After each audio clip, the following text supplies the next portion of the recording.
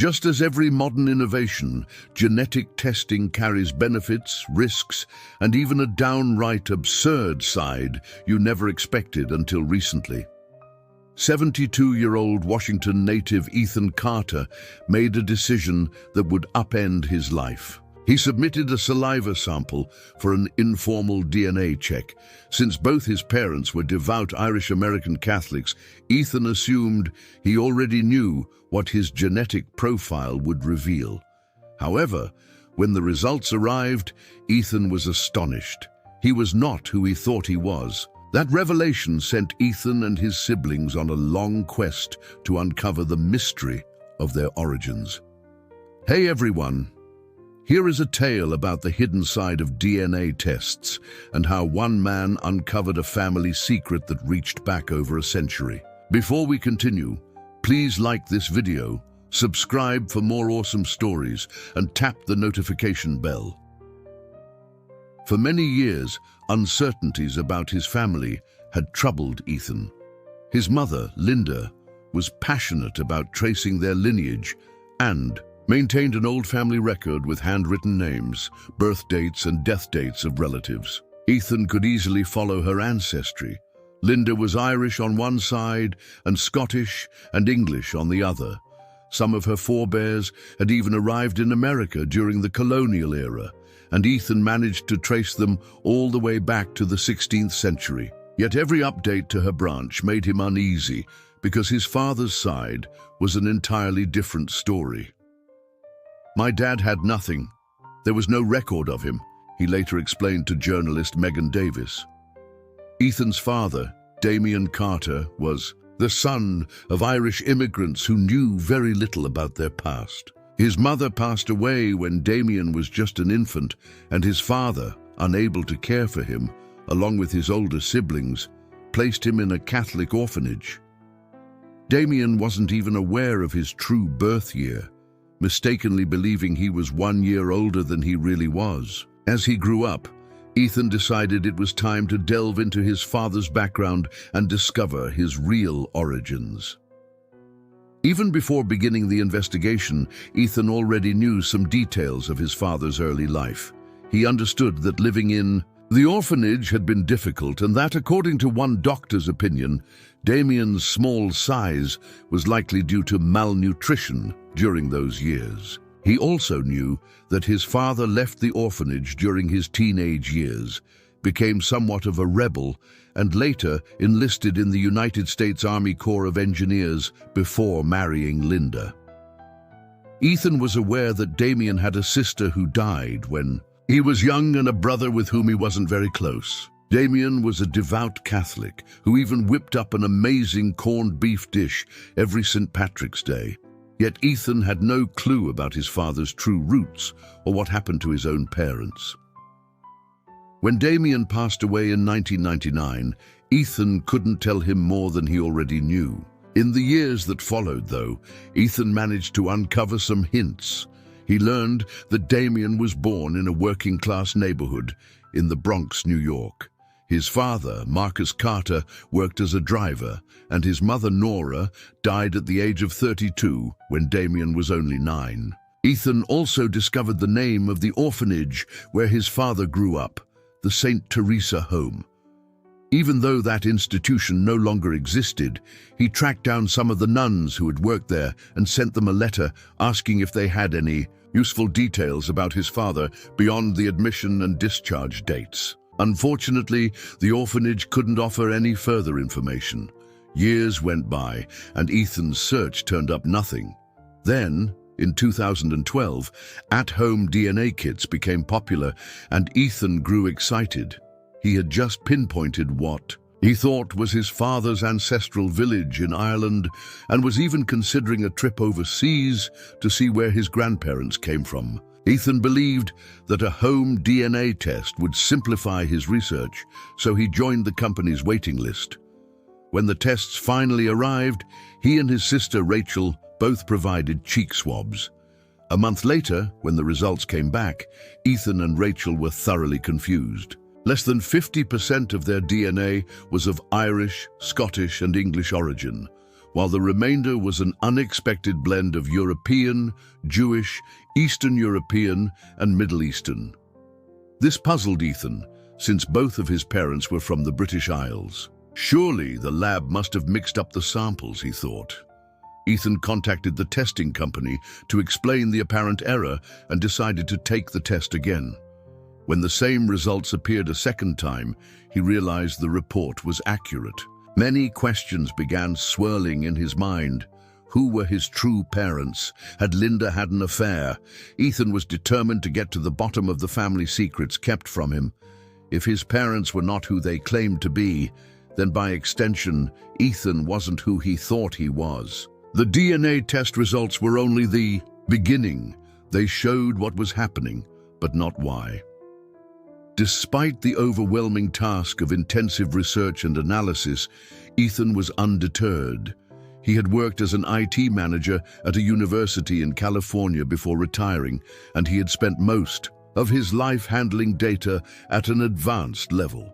In 2017, he remarked that he enjoyed finding patterns in chaos and solving big mysteries with complex answers. Once the initial shock subsided, Ethan plunged into the work.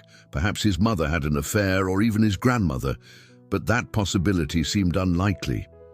Infidelity was not typical of Linda, and all of Ethan's siblings still inherited their father's eyes. Yet one question kept nagging at him. My dad was in the army and traveled the world. It's one of those uncertainties that leaves you unsettled, Ethan told Megan Davis. He and his sister felt a strong intuition that the mystery originated from his father's side, especially since Damien had been adopted. Were his father's grandparents secretly Irish Jews? Or perhaps Eastern European Jews who claimed Irish heritage when they immigrated to America as a safeguard.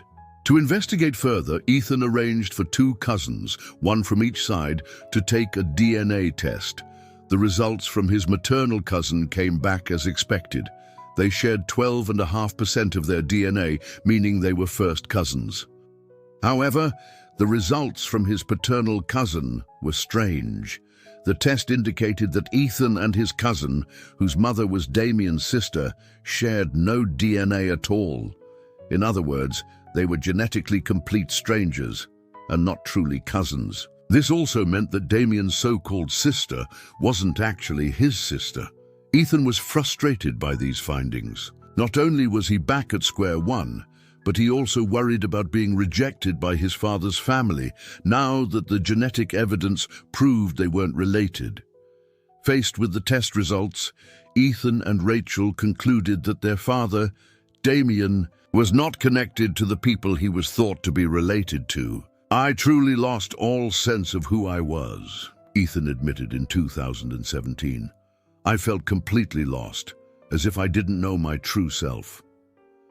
For Rachel, the results confirmed a suspicion she had held for a long time. For years, she felt that Damien's own father did not look like anyone in her immediate family, and when she visited Ireland in the 90s, she noticed that none of the locals resembled her 5 feet 4 inches, dark-haired dad. Rachel had trusted that feeling for many years, and with the DNA results before her, her intuition was proven right. With their father and parents long gone, Ethan and his siblings realized they needed to solve the mystery by reaching out to living relatives. Did Damien have any biological siblings? Did those siblings have children? Could Ethan and his siblings be connected to long-lost first cousins? By 2013, the Carter children were finally making headway in uncovering their father's mystery. They obtained his birth certificate and learned that Damien had been placed in an orphanage by the New York Society for the Prevention of Cruelty to Children. Ethan began to wonder if his dad had been confused with another infant when he was taken from his home. Perhaps the orphanage had accidentally mixed him up with a different child. Following that lead, Ethan sent a forensic artist some pictures of his father as an infant, sitting on his own father's lap, along with photos of Damien as an adult. He wanted to see if the faces matched. Once again, this clue led to a dead And as the forensic artist confirmed, it was indeed the same person, indicating the orphanage had not swapped his father with another baby. Next, Ethan considered another possibility. Could his dad have been switched at the hospital? Was it possible that the hospital had made an error? Ethan decided to closely review the list of all babies born in the same hospital as his father in 1913. This task was not easy.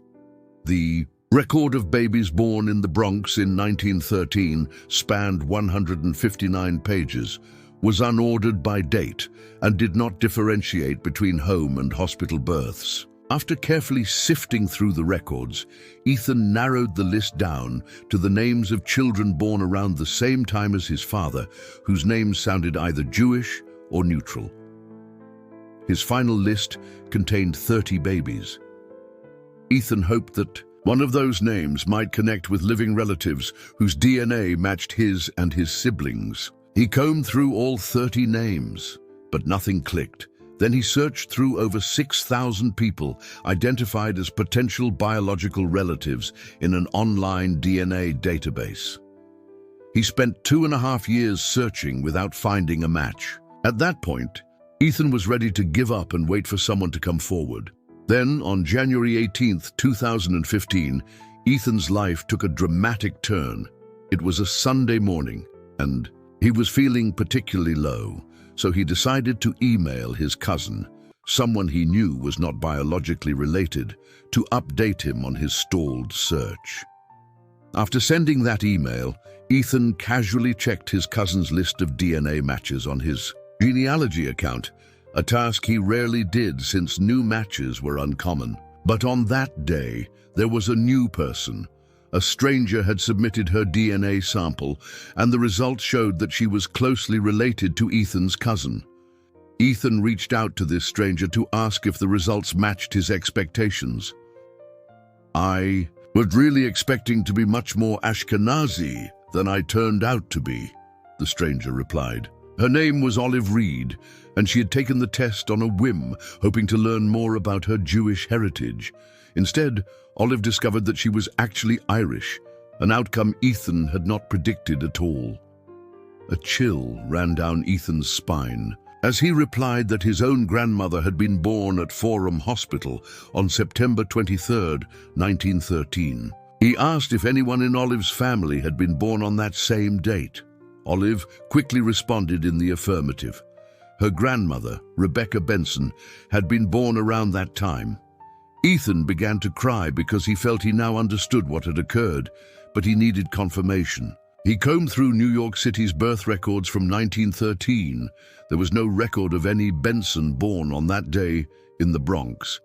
Yet a few hours later, Ethan finally found what he had been seeking: a baby named Philippa Bamson born on the same day and at the same hospital as his father, Damien. This, he realized, had to be Rebecca Benson. Ethan felt deep in his heart that he now knew the truth about his father. There was no disgraceful family secret hidden away. Someone at Forum Hospital had made a mistake that day, a mistake only modern technology could uncover. Somehow, a Jewish baby had been sent home with an Irish family, while an Irish baby went to a Jewish family. Both families were shocked. They compared the birth certificates and discovered that Damien and Philippa had been processed one after the other and signed by the same doctor. Ethan then began investigating how hospitals used to track newborns, and what he found was startling. He learned that hospitals did not have a reliable system back then. Most babies were kept together in the same cart, making it very easy to accidentally swap them. In 1913, hospital births were still rare, and most hospitals had not yet developed a proper method to identify infants. Some hospitals placed newborns in a crib next to their mother's bed, while others kept them in a nursery. It is difficult to say exactly what procedures were used at Forum Hospital, since it closed in 1976, but it is safe to assume that the latter approach prevailed. It was not until the late 30s that hospitals began giving identification bracelets to mothers and their newborns. In 1913, nurses mostly depended on their own memories or on the mother's ability to identify her baby. After the truth emerged, the Benson and Carter families exchanged photos and everything fell into place. Damien Carter looked much more like Marcus's 5 feet 4 inches tall father and 4 feet 9 inches tall mother, while a 6 feet tall Rebecca Benson looked exactly like the grandmother who had once stood by Damien's side, according to Sierra Benson, Rebecca's daughter. The Carter siblings also had their own theory for why their father was shorter than his siblings. They always assumed that Damien had been undernourished while growing up in the orphanage, just as the doctor had once said. Ethan, never in a million years, believed that his father was not biologically connected to his supposed siblings, a mystery that only DNA technology could resolve. Soon, Ethan discovered that he had a biological first cousin named Melissa Grant, the daughter of the sister Damien had never known he had. In 2015, Ethan even flew down to Florida to meet her. Seated on opposite sides of a couch, the two women could easily have been mistaken for sisters because they clearly shared the same DNA. Melissa recalled a story about when her tall uncle, Rebecca Benson, was dating his first wife. His very observant Jewish parents did not believe he was Jewish, and he had to show his birth certificate to prove it. Little did we know it wasn't really his birth certificate, Melissa later told Megan Davis. Over the years, both families stayed in touch, yet neither could shake the lingering what-if questions. On one hand, both families were happy to have reconnected. On the other, the discoveries felt like a loss. How could Ethan and Sierra come to terms with the idea that their fathers were not who they believed? And then there were questions about religion. Was Damien Carter Jewish because he was born that way, or Irish because he was raised that way? And what did that mean for his son Ethan and his sister agreed that if their father had still been alive, it would have been best to tell him the truth. But they also felt it was fortunate that Damien was not around during the era of home DNA testing. "My dad would have lost his identity," Ethan said. "He's been kind of spared that fate." Ethan and his siblings also wondered what might have happened if their father had rejoined his biological family, the Bensons. As the Benson and Carter families exchanged photos, Ethan felt a twinge of envy. Damien was never meant to end up in an orphanage. Ethan often wondered what kind of life his father would have had if he had been raised by the Bensons, his true family. For one thing, Ethan believed Damien would have grown up in a loving home, finished high school, and surely put his talent for mathematics to good use. Instead, Damien left high school, served in the military, and later worked as a prison guard in California.